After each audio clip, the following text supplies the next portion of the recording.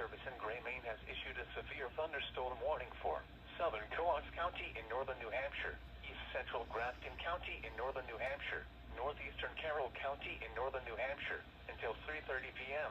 At 2:55 p.m., a severe thunderstorm was located 10 miles east of Lincoln, moving east at 50 miles per hour. Okay, what are you gonna eat? Hazard, 60 miles per hour wind gusts and quarter-size hail. I don't know yet.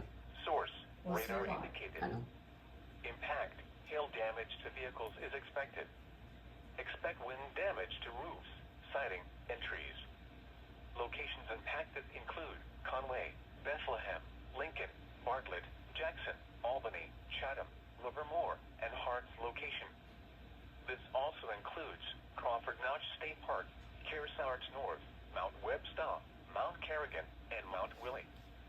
For your protection, move to an interior room on the lowest floor of a building. Repeating, a severe thunderstorm warning has been issued until 3:30 p.m. for the following counties in New Hampshire: Carroll, Coos, and Grafton.